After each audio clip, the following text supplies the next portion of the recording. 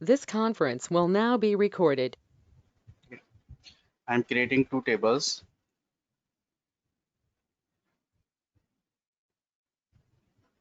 Create table, increment.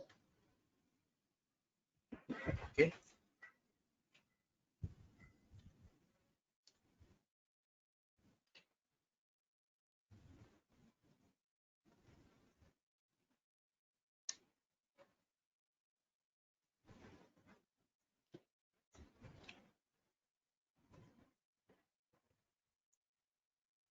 Auto increment, right?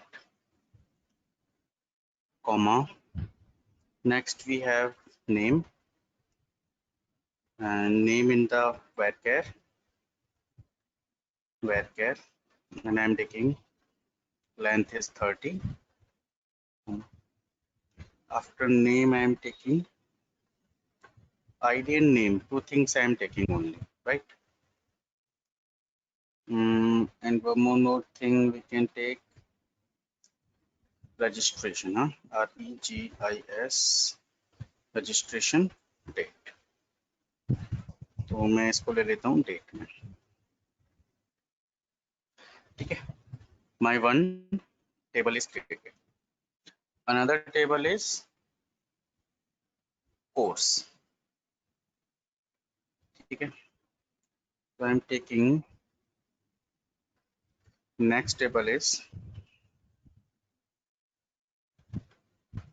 create table course. Courses में ले लेता हूँ, and the first one is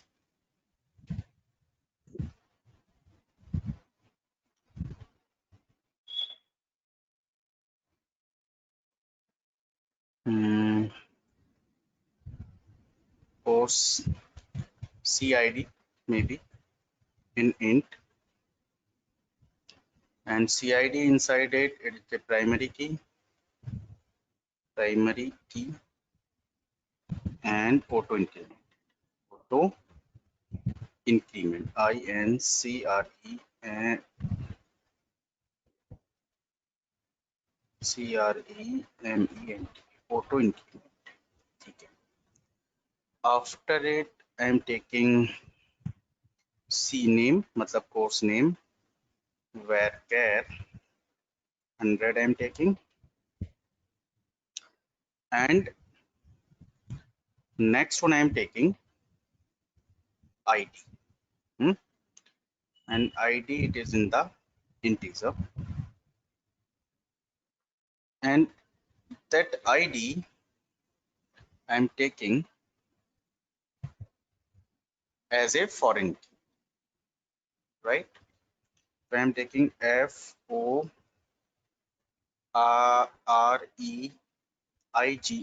okay, foreign key. We are doing spelling mistake. We are taking FOREGIN, है ना, FOREIGN foreign key, and हम किसको बनाना चाहते हैं, ID को, ठीक है. Where REFERENCES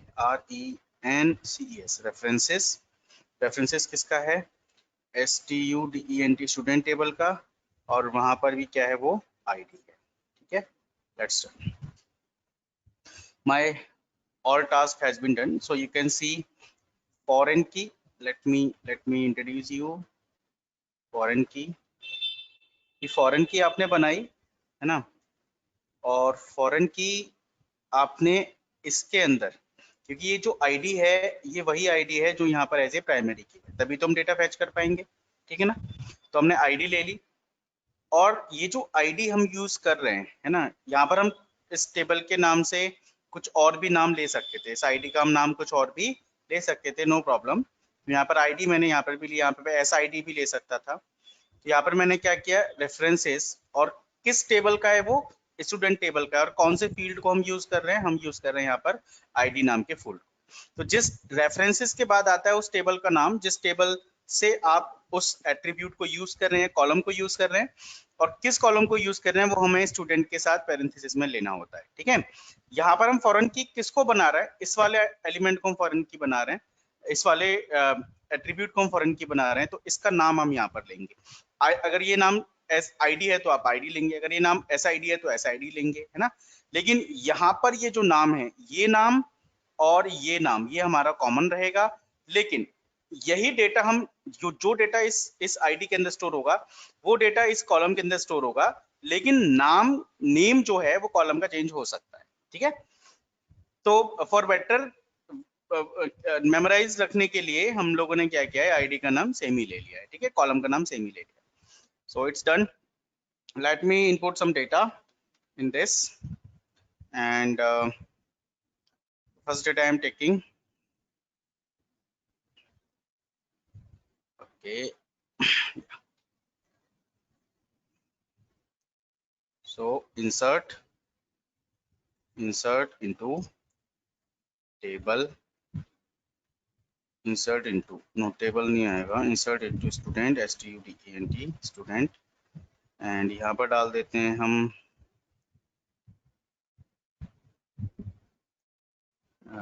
डेटा को, कौन कौन से हमें कॉलम चाहिए, हमें चाहिए पहले मैं आपको अगर ये दिखा दूं तो DESC STUDENT स्टूडेंट, है ना। तो देखिए ये प्राइमरी की है, ऑटो इंक्रीमेंटेड है, ये हमारा डेटा आ चुका है।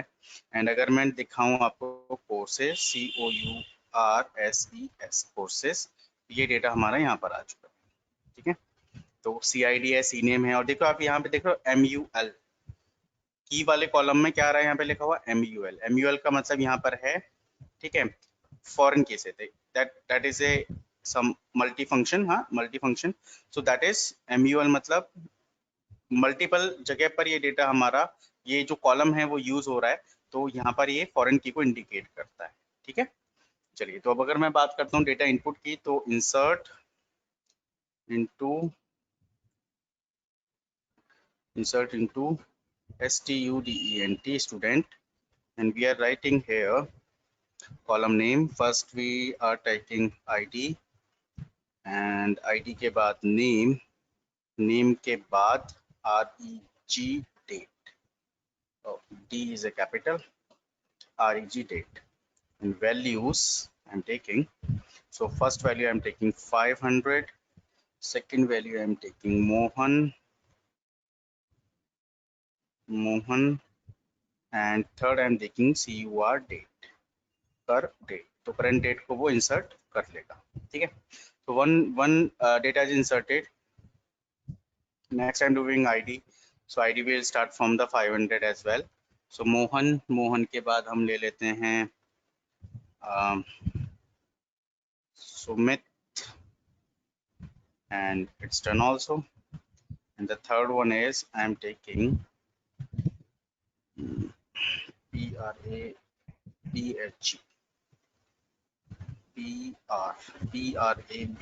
Prabhu, okay, I'm taking. So let me check SELECT,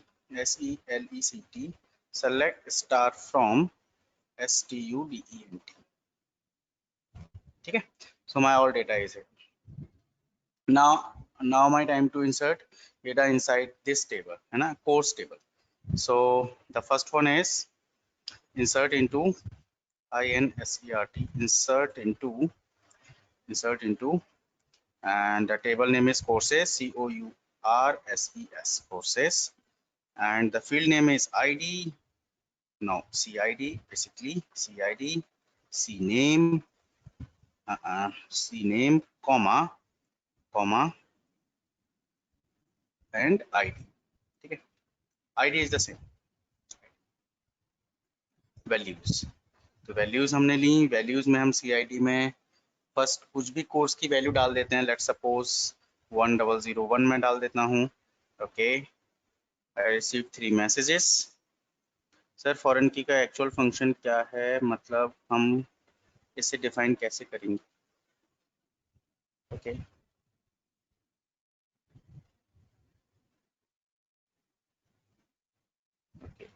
ठीक है, yes I receive your query.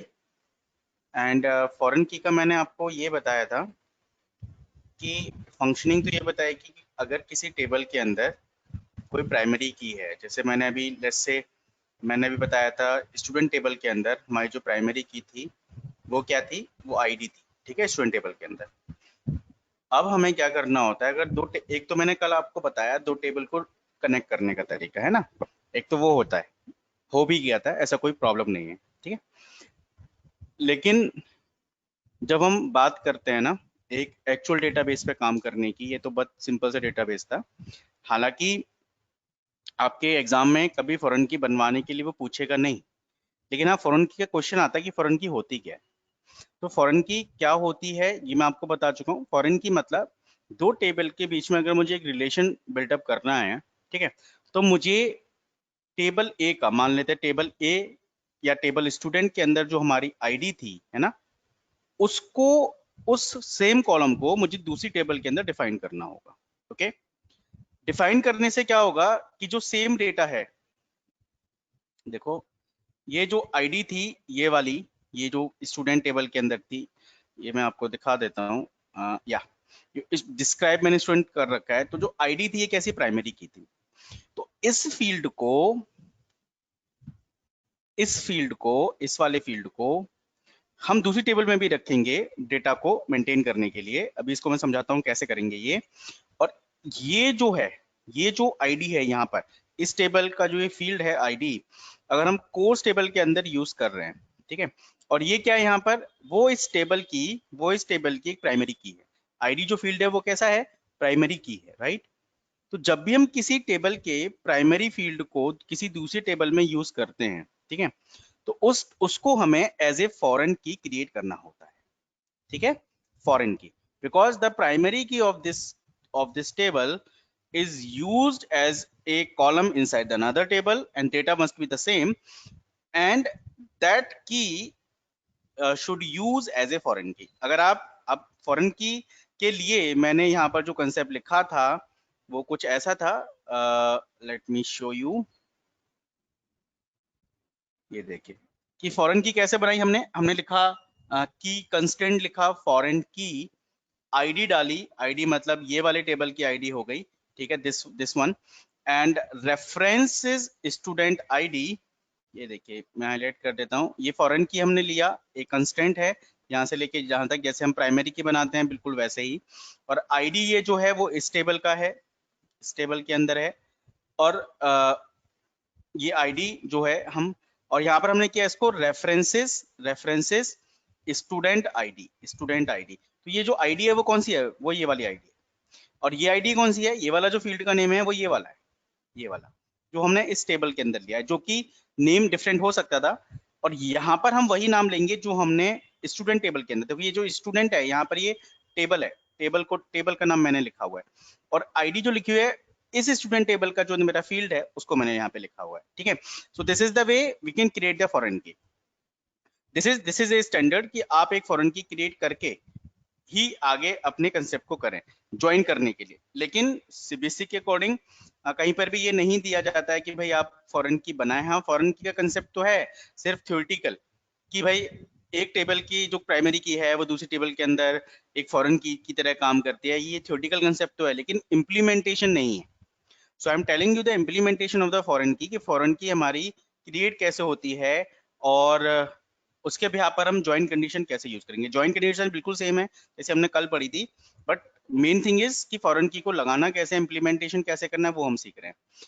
Foreign की के बिहाफ पर देखो मैं एक एग्जांपल देता हूँ, let me show you one thing. MS MS paint, देखिए जनरली क्या होता है कि देखो ये है एक टेबल, ये एक टेबल, ठीक है, इस टेबल के अंदर है ना, ये एक होटल के अंदर मेन्यू की टेबल है जिसके अंदर ऑर्डर्स आते हैं, जिसके अंदर क्या आते हैं, ऑर्डर्स। तो यहाँ पर ये है सीरियल नंबर, सीरियल नंबर, यहाँ पर है आइटम्स, ITEMS आइटम्स, और यहाँ पर क्या है, यहाँ पर है प्राइस, प्राइस, ठीक है, प्राइस, और यहाँ पर है ऑर्डर नंबर, ठीक है। ऑर्डर नंबर, ठीक है। और एक दूसरी टेबल है जो कस्टमर टेबल है। कैसी है? कस्टमर टेबल है। इसके अंदर क्या होगा, यहाँ पर है मेरा सीरियल नंबर, यहाँ पर है मेरा कस्टमर का नेम, ठीक है, और यहाँ पर है ऑर्डर आईडी। कि जब कोई कस्टमर ऑर्डर देगा तो उसके लिए एक आईडी भी तो जनरेट होगी। जैसे आप अमेजन पे कुछ भी खरीदते हो तो उसके लिए एक आईडी भी तो जनरेट होती है ना, सेम वे। तो लेट्स सी, यहाँ पर सीरियल नंबर है 1, नेम है ए, और ऑर्डर नंबर है 100। अब 100 ऑर्डर पर उसने क्या ऑर्डर किया, वो सारी चीजें यहाँ पर सेटल मिलेंगी आपको कि भाई 100 पर जो ऑर्डर उसने लिया, यहाँ पर एक ऑर्डर आया, आइटम लिया उसने pizza, let me say, and price is 100, price is 100, may be some other column is quantity, है ना, very short I am telling you, quantity, है ना। So the quantity of this is 1 only, ठीक है। तो यानी कि ये कस्टमर टेबल हो गई, ये एक ऑर्डर टेबल हो गई, ठीक है। कस्टमर जैसी आया, उसने क्या किया, एक ऑर्डर जनरेट किया, ठीक है, ऑर्डर जनरेट किया। तो यहाँ पर एक आईडी जनरेट हुई, उसने एक टोकन लिया, तो टोकन क्या था 100, और उस टोकन पे क्या जनरेट किया उसने, वो सारी डेटा यहाँ पर है, ठीक है। तो अगर मैं ये देखूं कि ए नाम का जो कस्टमर है उसने क्या ऑर्डर लिया, तो मैं क्या करूंगा, मैं करूंगा यहाँ से तो नेम उठाऊंगा, यहाँ से ऑर्डर आईडी लूंगा, और इस ऑर्डर आईडी को किस में मैच करूंगा, इस टेबल के अंदर। जो जहां पर भी ऑर्डर आईडी मेरी, मान लेते हैं ये 1000 रुपए है ना, और यहाँ पर 10 पीस लिए मैंने, ठीक है, ये सेम हो रहा था। तो यहाँ पर अगर मेरी ऑर्डर आईडी मैच करती है तो मुझे ये पता चल जाएगा कि इस ऑर्डर आईडी का यहाँ पर क्या ऑर्डर रजिस्टर्ड है ना। लेट सपोज एक दूसरा स्टूडेंट, एक बंदा आया बी, उसकी ऑर्डर जनरेट हुई 201, ठीक है। अब 201 तो हमने लिख दिया, लेकिन ऑर्डर क्या उसके लिए गया है वो यहाँ पर स्टोर्ड है डेटा। लेट सपोज आई से 2, इसने लिया cold drink, price is suppose 50, है ना, ऑर्डर आईडी यहाँ पर आ गई 201, है ना, और यहाँ पर ले लिया हमने कॉस्ट 50 मीन्स 2 उसने क्वांटिटी दी, क्वांटिटी। अब एक्चुअली क्या होता है कि ये काम तो हम अभी डेटाबेस में कर रहे हैं, है ना।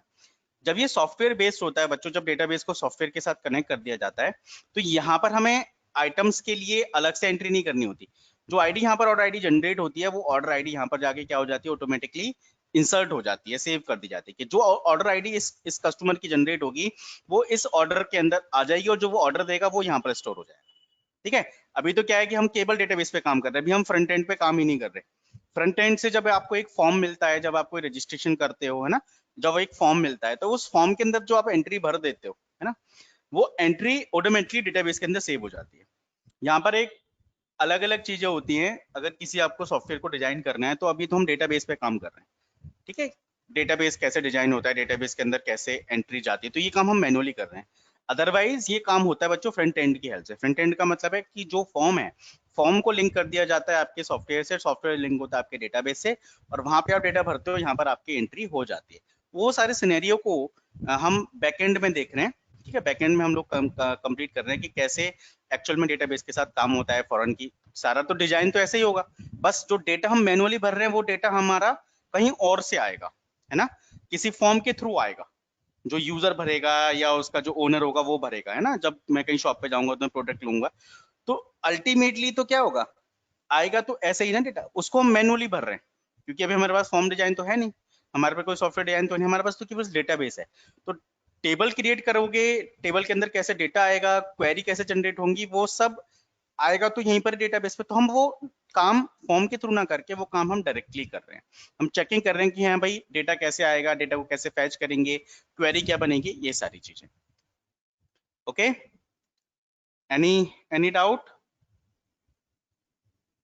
I think you got, I think you got understand.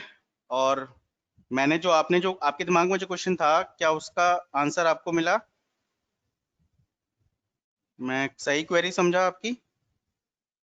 Okay Yeshu, ठीक है, क्लियर सर, ओके ओके, ठीक है यशु। क्योंकि आपने कहा था कि एक्चुअल फंक्शन क्या है, मतलब है ना, यही पूछा था आपने, ठीक है, ओके। So let's continue. मैं डेटा इंसर्ट कर रहा था अपनी कोर्स वाली टेबल में, तो CID मैं चाहता हूँ कोर्स हमारे 101 से स्टार्ट हों, और पहला कोर्स है हमारा MySQL एंड ID जो है MySQL को जो ऑप्ट किया है वो किया है, मान लेते हैं 4502 वाले बंदे ने, किसने ऑप्ट किया है? 502 वाले बंदे ने ऑप्ट किया है, ठीक है। तो one is done. Another one is I do not need to take CNAME because it is auto incremented and यहाँ पर मुझे लेने की जरूरत नहीं है। और MySQL के बाद आ जाता है फिर मान लेते हैं Python, और Python को 101 वाले ने ऑप्ट किया हुआ है, ठीक है। Okay, so it is done also. And फिर मैं डाल देता हूँ Python के बाद एक और कोर्स, मान लेते हैं C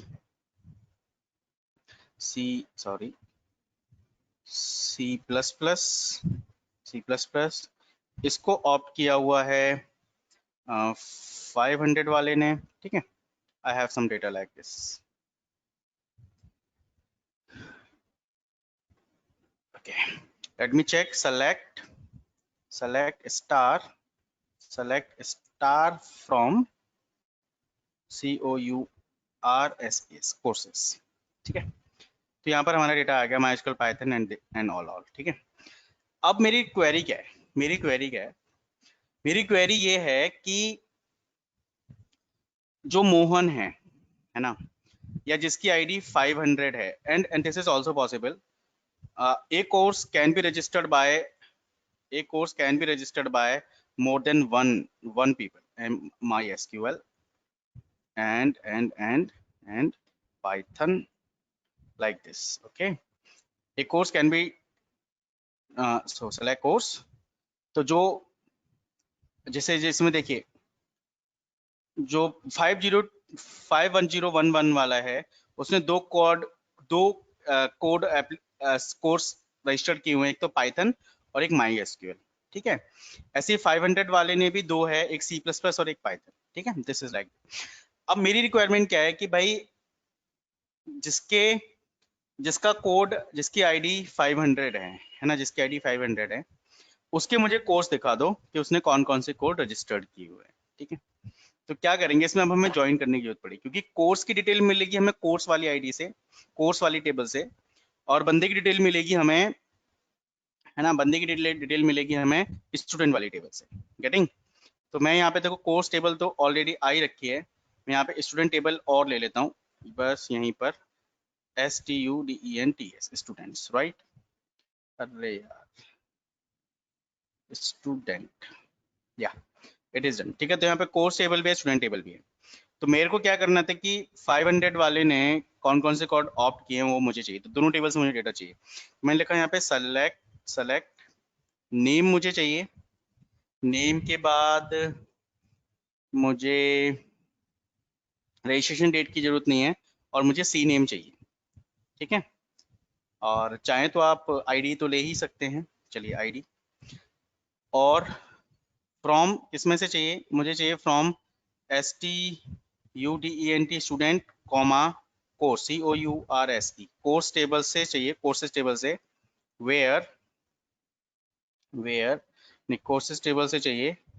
वेयर क्या था हमारा कि क्या क्या चाहिए, तो मुझे STU किसकी चाहिए, जहां पर student dot ID equal to हो COURSE कोर्स डॉट ID के, ठीक है, कोर्स डॉट ID के, ठीक ठीक है।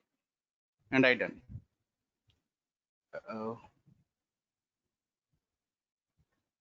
where ambiguous, why?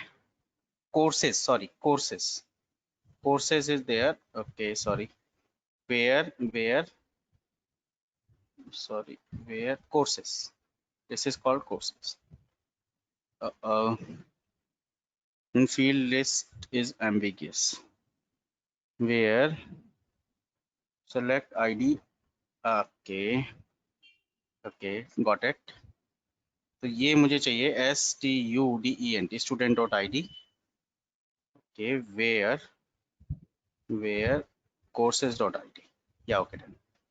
एक्चुअली ये एरर ये दे रहा था कि column ID in field list is ambiguous. Ambiguous का मतलब होता है कंफ्यूज्ड, क्योंकि मैंने इस कमांड के अंदर यहाँ पर केवल आईडी लिख रहा था। देखो मैं आपको दिखाता हूँ पहला वाला क्या प्रॉब्लम आ रही थी कि यहाँ पर मैं लिख रहा हूँ आईडी।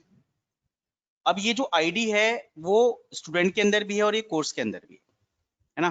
तो वो क्या कह रहा था कि भाई एम्बिगुअस है, मैं उसको समझ में नहीं आ रहा कौन सी आईडी उठा के लाए, स्टूडेंट वाली या कोर्स वाली, क्योंकि मैंने केवल डायरेक्टली आईडी लिखा हुआ था। ठीक है, और यहाँ पर मैंने इसको सॉल्यूशन करने के लिए क्या किया कि जो आईडी मुझे चाहिए वो स्टूडेंट वाली टेबल से चाहिए। तो आईडी चाहिए स्टूडेंट, मैंने क्या लिखा दिया स्टूडेंट डॉट आईडी। उसको कंफ्यूजन खत्म हो गया कि आईडी जो लाना है फील्ड मुझे स्टूडेंट टेबल से लाना है, और कौन से वाले लाने हैं जो student ID dot course ID के इक्वल है। ठीक है, और इसमें एक कंडीशन रह गई मेरी, मुझे केवल 500 वाले का चाहिए था। तो इसको करेंगे student dot I D, just wait, STUDENT student dot I D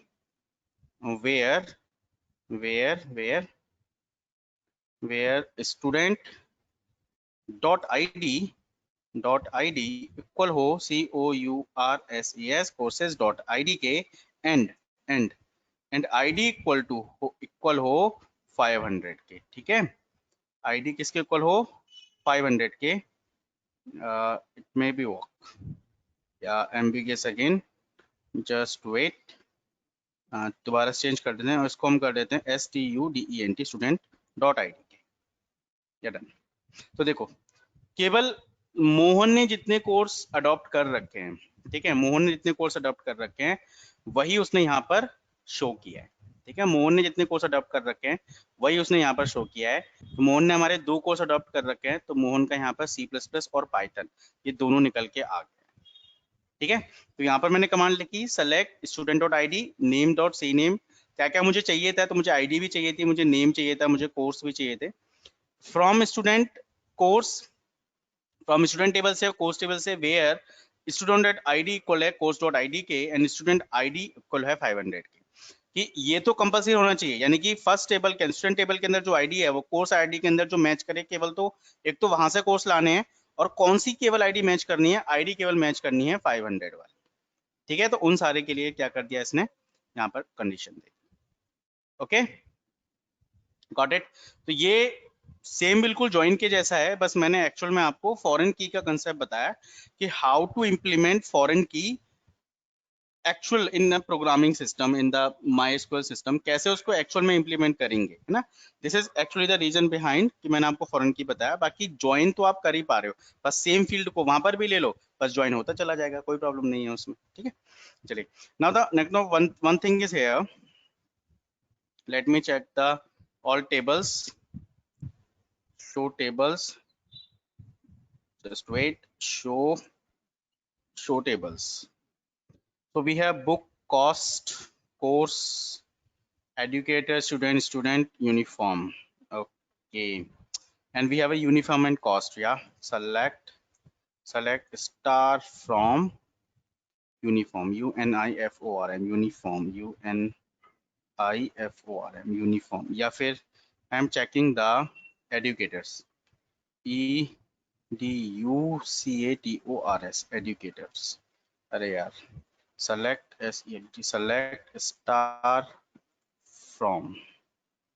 star from educators, ये क्या हुआ, EDU educator only, या डन।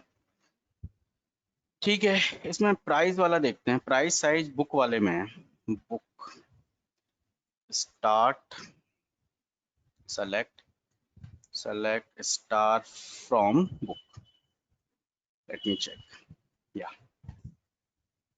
बुक वाले में। ठीक है, okay, now my requirement is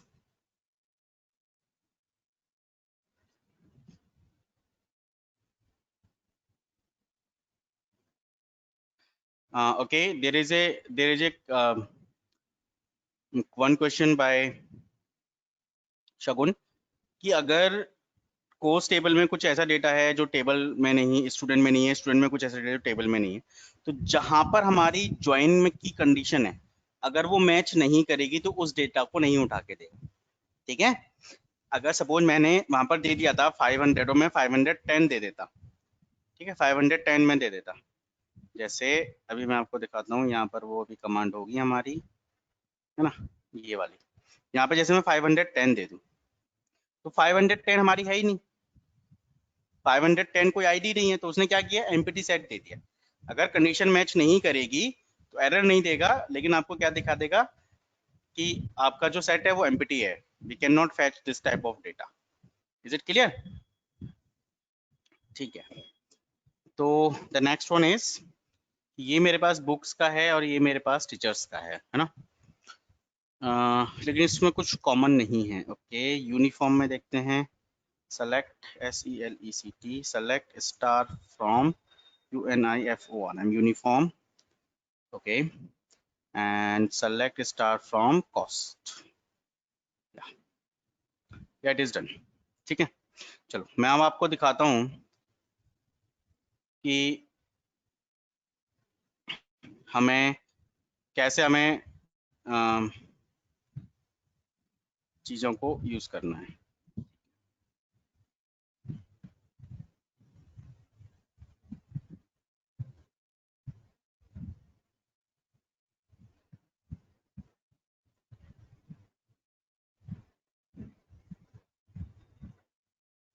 एक और कमांड हो सकती है, जैसे मैंने लिखा यहाँ पे select star from, है ना, select star from यूनिफॉर्म, नहीं स्टार नहीं चाहिए मेरे को चाहिए क्या, मेरे को चाहिए एक तो मुझे यू नेम चाहिए एंड यू कलर चाहिए, है ना,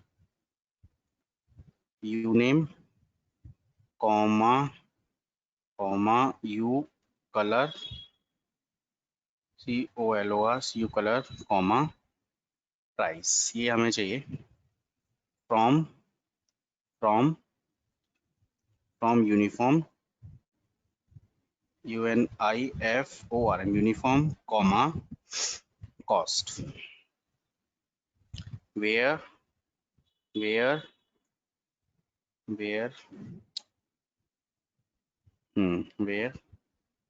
UNIFORM uniform dot u code equal है cost dot u code के and प्राइस हमारा लेस देन होना चाहिए 500 से। ठीक है, कि उन सारी चीजों को शो करे जिसका प्राइस 500 से लेस है। ठीक, ये देखिए कि कोड हमारे उसमें होना चाहिए, मैच करना चाहिए, और उन सारी चीज़ों को शो करो जिनका प्राइस क्या है हमारा, जिनका प्राइस क्या है 500 से लेस है। ठीक है, तो इस कंडीशन के ब्याह पर आप मल्टीपल कंडीशंस को भी दे सकते हैं, एंड इस तरीके से दो टेबल या दो से ज़्यादा टेबल्स को आप आपस में ज्वाइन कर सकते हैं। ठीक है, now our today's concept, our today's topic, fresh topic is the types of command। types of command, actual में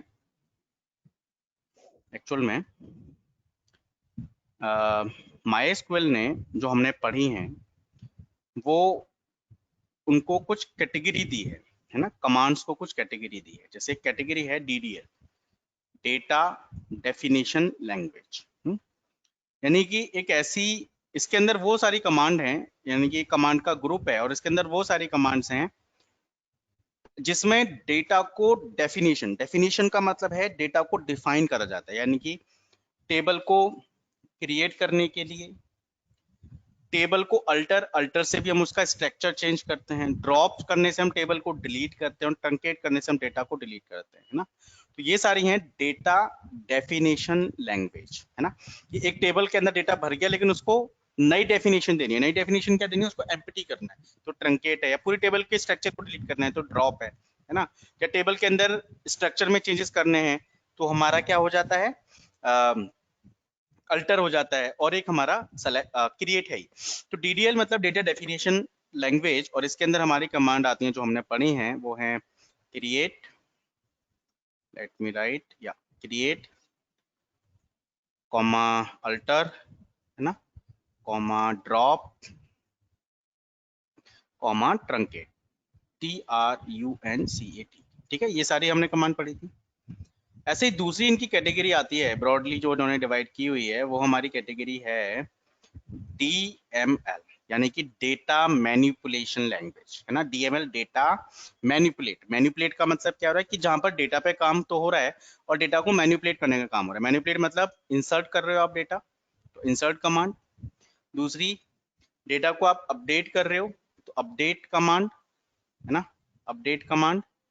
और या फिर डेटा को आप क्या कर रहे हो, डिलीट कर रहे हो, है ना, एक कंडीशन के बिहाफ पर डेटा को डिलीट कर रहे हो कि, है ना, तो वो हमारा हो गया डेटा मैनिपुलेशन। ठीक है, एक और यहाँ पर थर्ड कैटेगरी है इसकी, दैट इज TCL। ठीक है, तो that is what, transaction, TRANSACTION, transaction control language. ठीक है, this is the third category. Third category. और इस कैटेगरी के अंदर जो हम कमांड पढ़ेंगे, है ना, जो हम कमांड पढ़ेंगे यहाँ पर, वो है हमारी 3 कमांड, दैट इज कमिट, दूसरी है हमारी रोल बैक, एंड तीसरी है हमारी सेव पॉइंट। ठीक है, these are 3 commands left for completion this MySQL topic, that TCL मतलब transaction control language, we have 3 commands, commit, rollback and save point, right? that commit का मतलब क्या होता है, एक्चुअली देखो ट्रांजेक्शन कंट्रोल के अंदर ना एक और इम्पोर्टेंट पॉइंट है। ट्रांजेक्शन का मतलब क्या है, अभी तक तो हम जो पढ़ रहे थे, जो हमने जैसे लिखी इंसर्ट इनटू, है ना, अपडेट इनटू, अपडेट इनटू, है ना, ये सब हमने जो किया वो तो क्या था, हमारी थी क्वेरी, एक छोटी छोटी क्वेरी, है ना। लेकिन अगर हम बात करें, जब एक नंबर ऑफ क्वेरीज को अगर ग्रुप किया जाए तो उसको कह देते हैं ट्रांजेक्शन। फिर वो क्वेरी नहीं रहती, फिर वो क्या हो जाते हैं, ट्रांजेक्शन। एक सिंगल हम कोई मैसेज, एक सिंगल हम काम करा रहे हैं या तो डेटा इंसर्ट कर रहे हैं, ऐसा नहीं कि इंसर्ट की हमने 10 कमांड ले ली तो वो सर ट्रांजेक्शन हो गया, नहीं, ऐसा नहीं। ठीक है, ट्रांजेक्शन का क्या मतलब है, ट्रांजेक्शन का मतलब हो गया एक पूरे प्रोसेस में एक से ज्यादा क्वेरीज यूज हो रही हैं। जैसे मैं एक आपको सिंपल एग्जांपल लेता हूं कि अगर हमें एटीएम से पैसा निकालना है तो वो एक ट्रांजेक्शन है। कैसे कि जब आप एटीएम से पैसा निकालते हो तो वहां पर देखो क्या होता है, आपने एटीएम इंसर्ट किया, उसके बाद आप करते हो पिन एंटर। तो पिन एंटर करने का क्या मतलब हुआ, आपने किया इंसर्ट। फिर वो पिन आपके बैंक डेटाबेस से, आप एटीएम तो किसी भी बैंक का यूज कर सकते हो, लेट्स सपोज आपके पास एसबीआई का अकाउंट है लेकिन आप एटीएम यूज कर रहे हो पीएनबी बैंक का, है ना, ऐसा हो सकता है। तो वो जब आप पिन इनपुट करते हो तो आपका पिन आपके बैंक के वेबसाइट के सर्वर पर जाके वो चेक होता है। तो एक तो आपने इंसर्ट किया, फिर वहां पर क्या हुई, चेकिंग हुई। चेकिंग मतलब, है ना, चेकिंग हुई वहां पर कंडीशन के साथ कि क्या ये अवेलेबल है।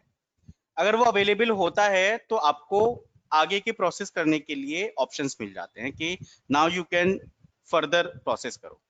फिर फर्दर प्रोसेस में आप फिर क्या करते हो, आप करते हो क्या, अमाउंट एंटर, है ना, या आप अकाउंट सेलेक्ट करते हो, सेविंग है ना, ऐसे ऑप्शंस आते हैं।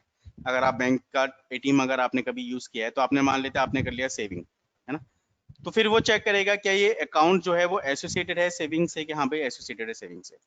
Now you want to access, you want to withdrawal 5,000 rupees, ठीक है, और आपके अकाउंट में थे 50,000। तो जैसे आप 5,000 वहां से विड्रॉल करोगे तो बच्चों आपका जो अकाउंट है वो अपडेट भी होगा, है ना। यानी कि पहले कितना था, 50,000 था, और अब कितना होना है आपका, 45 रह जाना है। तो एटीएम से आपको पैसे मिलेंगे भी और उधर आपका अकाउंट जो पहले था 50,000 वो कितना हो गया, 45 हो गया। तो अल्टीमेटली यहाँ पर हमारी कमांड यूज हुई इंसर्ट और अपडेट, है ना। तो अब ये एक एक अलग अलग नहीं हुई, ये एक पूरी ट्रांजेक्शन के अंदर यूज हुई। ठीक है, तो उस नंबर ऑफ क्वेरीज, जब डिफरेंट टाइप की नंबर ऑफ क्वेरीज हमारे किसी भी एक साथ ग्रुप में यूज होती हैं तो उसको हम कहते हैं ट्रांजैक्शन। ठीक है, अब ट्रांजैक्शन को कंट्रोल करने के लिए यहाँ पर 3 कमांड है, commit, roll back and save point. उससे पहले मैं ट्रांजैक्शन के लिए आपको एक सिंपल सी बात बताता हूँ कि जो ट्रांजैक्शन है वो एक प्रॉपर्टी पे काम करता है। उस प्रॉपर्टी का नाम है ACID। The name of the property ACID, acid. अब इस एसिड में ए का मतलब है एटोमिसिटी, ATOMICITY, एटोमिसिटी। सी का मतलब है कंसिस्टेंटी, CONSISTENCY, कंसिस्टेंसी। कंसिस्टेंसी के बाद है iso, LATION, isolation. And D का मतलब है ड्यूरेबिलिटी, DURABILITY, ड्यूरेबिलिटी। ठीक है, तो एटोमेटिसिटी कहती है, एटम मतलब कि ट्रांजैक्शन के अंदर या तो वो ट्रांजैक्शन कंप्लीट होगी या तो वो ट्रांजैक्शन कंप्लीट नहीं होगी। मतलब अगर सपोज इंसर्ट कमांड चली है प्रॉपरली तो फिर अपडेट कमांड भी चलेगी या फिर इंसर्ट को भी क्या होना पड़ेगा, कैंसिल होना पड़ेगा। जैसे आपने देखा होगा, कई बार सुना होगा या देखा होगा कि आपने अपने अकाउंट से पैसे भेजे, है ना, या आपने एटीएम से, कुछ लोगों के साथ होता है कि एटीएम से पैसे निकाले लेकिन ट्रांजैक्शन प्रॉपर नहीं हुई थी, आपके हिसाब से हो गई, आपके अकाउंट से पैसा कट गया, लेकिन फिर आपको कहीं जाने की जरूरत नहीं है, विद इन वीक आपके अकाउंट में दोबारा पैसा आ जाता है। वो पेमेंट गेटवे का एक अपना रूल है, वो अलग कंसेप्ट है। लेकिन ट्रांजैक्शन अगर आपकी कंप्लीट नहीं हुई है तो वो काम नहीं करेगा। लेकिन देखो एक चीज मैं बता दूं आपको कि शेयर्ड के केस में क्या होता था, या अगर आप अपनी पेन ड्राइव से डेटा कॉपी करें तो क्या होता था कि आपने पेन ड्राइव से डेटा कॉपी किया, है ना, ट्रांजैक्शन तो हो रही है, कॉपी किया, कॉपी किया, आपने मैसेज डाल दिया और आपकी गलती से आपकी पेन ड्राइव हिल गई या कुछ भी हो गया तो आधा डेटा आपकी पेन ड्राइव में आ गया और वो डेटा आपका इनक्रिप्टेड डेटा हो जाता था, है ना, इनक्रिप्टेड डेटा हो जाता था। यहाँ पर भी क्या है कि अगर कोई प्रोसेस है, कोई ट्रांजेक्शन है, वो तभी कंप्लीट होगी जब जितनी भी क्वेरीज हैं उसके अंदर वो सारी रन करें, दैट इज द एटोमिसिटी। इससे आपका या तो ऐसा नहीं है कि आधा पैसा पहुंच गया आधा पैसा रह गया, ऐसा नहीं होगा, या तो पैसा पूरा पहुंचेगा अकाउंट में, अगर नहीं पहुंचेगा तो वो कैंसिल होकर आपके वापस अकाउंट में मिल जाएगा। कंसिस्टेंसी का मतलब होता है कि जो आप काम कर रहे हो, है ना, काम कर रहे हो, वो काम आपका गड़बड़ ना हो। कंसिस्टेंसी को एक और चीज है कि ऐसा ना हो कि जो आपने क्वेरी रन करी वो हमारे प्रोग्राम के अंदर, हमारे डेटाबेस के अंदर कोई डुप्लीकेसी क्रिएट कर दे, है ना। कंसिस्टेंट रहेगा, डेटा खराब नहीं होगा। ट्रांजेक्शन मालूम पड़ा कि नहीं चली, ट्रांजेक्शन रह गई, चल नहीं पाई, पूरी नहीं हुई, तो ऐसा ना हो कि कोई डेटा गड़बड़ हो जाए, आधी तो चल गई, आधे से कोई डेटा गड़बड़ हो जाए, ऐसा नहीं होगा। ठीक है, कंसिस्ट रहेगा, कंसिस्ट मतलब जैसे पहले था वैसे ही रहेगा, कुछ प्रॉब्लम नहीं आएगी। अगर ट्रांजेक्शन नहीं भी होती है या हो भी जाती है तो डेटा जो डेटाबेस के अंदर है उस पर कोई इफेक्ट नहीं आएगा, वो डेटा आपका जैसा था। हाँ, बात है अपडेट होने की, तो अपडेट तो होगा ही होगा, लेकिन ऐसा नहीं कि कोई और, एक तो प्रॉब्लम सॉल्व हुई नहीं या एक तो ट्रांजेक्शन पूरी नहीं हुई, कोई और प्रॉब्लम डेटाबेस के अंदर जनरेट हो गई, ऐसा नहीं होगा। आइसोलेशन ये कहता है कि एक ही डेटाबेस पर एक टाइम पर मल्टीपल काम हो सकते हैं। जैसे एक फेसबुक अकाउंट है ना, फेसबुक अकाउंट पर आप तो डेटा अपडेट कर रहे हो, अपलोड कर रहे हो, है ना, और कोई हो सकता है उसी फेसबुक के सर्वर पर, उसी फेसबुक के सर्वर पर कहीं से डेटा को डिलीट कर रहा हो, या फिर एक ही मल्टीपल अकाउंट भी मल्टीपल जगह पर खुल जाते हैं, है ना, कुछ कुछ अलग अलग ब्राउजर्स पे अगर आप खोलो तो खुल जाएंगे। अगर आप एक गूगल क्रोम पे खोल लो, एक आप मोजिला फायरफॉक्स पे खोल लो, तो वो खुल जाएंगे, ठीक है, कोई प्रॉब्लम नहीं है। आइसोलेशन ये कहता है कि अगर ऐसा होता है कि मल्टीपल ट्रांजेक्शन्स हो रहे हैं, एक ही अकाउंट पर मल्टीपल ट्रांजेक्शन हो रहे हैं, ठीक है, तो वो एक ट्रांजेक्शन को पहले एक बार में कंप्लीट करेंगे, फिर दूसरे ट्रांजेक्शन को कंप्लीट करेंगे। जो ट्रांजेक्शन पहले कंप्लीट होगा पहले उसको कंप्लीट करेंगे। जैसे मालूम पड़ा कि मैंने तो डेटा को डिलीट किया और आप डेटा को अपलोड कर रहे थे, या आपने भी डेटा डिलीट करना था, जो जो कमांड पहले रन हो गई वो पहले होगी, यानी कि एक बारी में आइसोलेट मतलब एक बारी में एक ही कमांड रन की जाएगी। अगर ऐसा कुछ होता है तो मल्टीपल प्लेसेस पे, ड्यूरेबिलिटी ये कहती है, ड्यूरेबल का मतलब होता है कि कोई भी चीज कितना अच्छी है, वो कितना साथ देगी, है ना, ऐसा ऐसा मतलब। तो ड्यूरेबिलिटी को यहाँ पे कुछ इस तरीके से है कि अगर आपकी कोई ट्रांजेक्शन हुई और वो कंसिस्टेंसी तो रहेगी, आइसोलेट भी रहेगी, ऑटोमेसिटी हुई, यानी कि वो ट्रांजेक्शन आपकी पूरी हुई। ट्रांजेक्शन अगर एक बार पूरी हो जाए, फिर भले ही आपका कनेक्शन खत्म हो जाए, फिर भले ही आपका इंटरनेट कट हो जाए या आपका सिस्टम से डाउन हो जाए, है ना, ऐसा भी कुछ हो जाए, तब भी वो ट्रांजेक्शन आपकी सेव हो जाएगी, उसमें कोई प्रॉब्लम नहीं आएगी। ठीक है, तो ये बेसिकली क्या है, प्रॉपर्टी है ट्रांजेक्शन की, कि इन प्रॉपर्टीज पर ट्रांजेक्शन काम करता है ना। इसमें हमें कुछ बस कंसेप्ट है कि ट्रांजेक्शन के अंदर ऑटोमेसिटी होगी, कंसिस्टेंसी होगी, आइसोलेशन होगा, ड्यूरेबिलिटी होगी, है ना। Atomicity, consistency, isolation and durability, ये मतलब एक पिलर्स हैं ट्रांजेक्शन्स के। ठीक है, कि जिस कंसेप्ट पे ट्रांजेक्शन हमारी रुकी हुई है वो ये पिलर्स हैं। लेकिन ट्रांजेक्शन के अंदर काम कैसे करना है वो ये है हमारे commit, roll back and save point. ठीक है, ये हमारी तीन कमांड हैं, commit, roll back and save point. इसमें क्या क्या मतलब है समझ आता हूँ। तो कमिट का मतलब होता है बच्चों को, जो भी आपने चेंजेस करे हैं अगर आपने उसको कमिट लिख दिया तो वो डेटा हमारा फाइनली सेव हो जाएगा। और ये जो तीन ट्रांजेक्शंस कमांड हैं ये केवल काम करती हैं डीएमएल पे, डीडीएल पर ये काम नहीं करती, क्योंकि स्ट्रक्चर बेस पर ये काम नहीं करेंगी। स्ट्रक्चर बेस आपने कोई टेबल क्रिएट करी तो वो क्रिएट हो गई होगी, डिलीट करी, ड्रॉप करी या ट्रंकेट की तो वो होगा ही होगा, उस पर कमिट, रोल बैक या सेव पॉइंट काम नहीं करता है।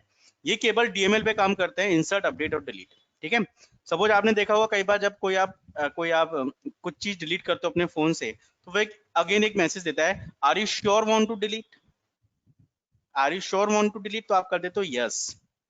ठीक है, यानी कि जो डिलीट आपने किया है, कि क्या आप 100% उसको डिलीट करना चाहते हो, अगर आपने फिर वो जो ऑप्शन है जो आपने किया है डिलीट, वो आपका वापस नहीं हो पाएगा। कई जगह से आपके सामने ऑप्शन आए होंगे, अगर आपने इसको एक बार डिलीट किया फिर ये चीज आपकी रोल बैक नहीं होगी। तो रोल बैक का मतलब है कि जो आपने एक्शन परफॉर्म किया है, क्या उसे आप वापस चाहते हो, that is mean the roll back. Commit अगर आपने कर दिया एक बार, है ना, तो फिर कोई भी चीज आपकी रोल बैक नहीं होगी। सपोज आपने गलती से कुछ अपडेट कर दिया, किसी के मार्क्स आपने 10% अपडेट कर दिया, अब आपको लगा कि आप किसी ऑर्गेनाइजेशन के ओनर हैं, आपको लगा कि भाई सबकी सैलरी 10% इंक्रीज कर देते हैं। ठीक है, अब 10% के हिसाब से आपने देखा कि अरे ये तो मेरे बजट से बाहर जा रही है, ये नहीं कर सकता मैं डेटाबेस में चेंजेस। ठीक है, डेटाबेस में चेंजेस नहीं कर सकता। ठीक है, तो इस जो चेंजेस हुए हैं इसको आप रोल बैक कर दो, यानी कि पुराना कर दो, तो आप क्या कर सकते हो, रोल बैक कर सकते हो। लेकिन once you do this commit after after doing any insert, update और डिलीट कमांड, तो फिर उसको रोल बैक नहीं किया जा सकता। अभी तक तो हमने इंसर्ट भी किया, अपडेट भी किया, डिलीट भी किया है, जो हम करते थे वो हमारे डेटाबेस में हो जाता था। ऐसा इसलिए हो जाता था बच्चों, क्योंकि MySQL by default auto commit जो प्रॉपर्टी है, ऑटो कमिट एक और है प्रॉपर्टी, वो बाय डिफॉल्ट हमारे डेटाबेस के अंदर, MySQL के अंदर वो यस होती है। ऑटो कमिट मतलब एक तो वह कमिट आप खुद से करोगे, एक होता है ऑटो कमिट प्रॉपर्टी, वो MySQL की बाय डिफॉल्ट होती है कि आपने जो भी चेंजेस करे वो 100% डेटाबेस के अंदर ट्रांजेक्ट हो जाएंगे, है ना। उसमें आप रोल बैक भी करोगे तो वो चेंजेस नहीं आएगा, ये ऑटोमेटिकली होता है। लेकिन अगर इसको हम मैनुअली भी कंट्रोल कर सकते हैं, अगर हम ऑटो कमिट प्रॉपर्टी की वैल्यू को चेंज करते हैं, उसको यस की जगह नो करते हैं, तो हम डेफिनेटली फिर अपने हिसाब से इस कमिट प्रॉपर्टी को यूज कर पाएंगे कि किस डेटा को हमें फाइनली सेव करना है और किस डेटा को हमें रोल बैक करना है, ये हम अपने हिसाब से कंट्रोल कर पाएंगे। That is why transaction control language. ठीक है, एक आता है इसमें सेव पॉइंट। ठीक है, सेव पॉइंट का मतलब होता है कि आप मल्टीपल, आपने एक मैं कहता हूँ माइलस्टोन्स बना दिए, है ना, आपने पॉइंट्स बना दिए कि भाई यहाँ तक से लेके यहाँ तक के डेटा में कोई दिक्कत नहीं है, यहाँ तक हमारा सेव पॉइंट हो गया। ठीक है, इसको मैं ऐसा भी समझ सकता हूँ कि मालूम पड़ा कि आप MySQL डेटाबेस पे काम करते हैं, सिंपल सी बात समझेंगे, और आपने कुछ चेंजेस करे, अप्लाई करे चेंजेस। ठीक है, और आपने उसको क्या कर दिया, सेव पॉइंट नहीं किया, अभी वो आपने ऑटो कमिट नहीं किए थे। ऑटो कमिट आपने प्रॉपर्टी हटा रखी है कि कमिट जब मैं करूं तभी ये डेटाबेस सेव हो। उसी डेटाबेस पे कोई बंदा और भी काम कर रहा है, ठीक है, और भी काम करता है, उसने क्या कर दिया, ऐसे ही रोल बैक मार दिया। तो आपने जो चीजें करी थी, भले ही आपने उसको कमिट नहीं किया था, लेकिन आपको के हिसाब से तो वो चीज आपने कर दी, आप उसको कमिट करने वाले थे और उसने क्या कर दिया, रोल बैक मार दिया। यानी कि जो भी आपने चेंजेस करे थे वो सारे क्या हो गए, डी चेंज हो गए, पुराने जैसा हो गया, और आपने आए उठ के आपने उसको कमिट मार दिया। आपको तो पता ही नहीं डेटाबेस के अंदर जो चेंजेस आपने करे थे वो तो है ही नहीं वहां पर अब। ठीक है, तो आप क्या कर सकते हो कि आपने जो भी काम किया है, जो भी अभी आपने काम किया है, उसको आपने क्या कर दिया, सेव कर दिया कि भाई यहाँ तक का मेरा ओके है, इसके बाद अब मैं जो करूंगा उस पे मुझे डाउट है, वो बाद में देखेंगे। तो जहां पर भी आपने सेव पॉइंट बनाया है ना, टॉप से बॉटम की तरफ जाता है, जहां पर भी आपने सेव पॉइंट बनाया है, वो सेव पॉइंट आपका अगर रोल बैक भी होता है तो वो सेव पॉइंट के बाद वाले डेटा को रोल बैक करेगा, जो सेव पॉइंट आपने जहां पे बना दिया उस डेटा को रोल बैक नहीं करेगा।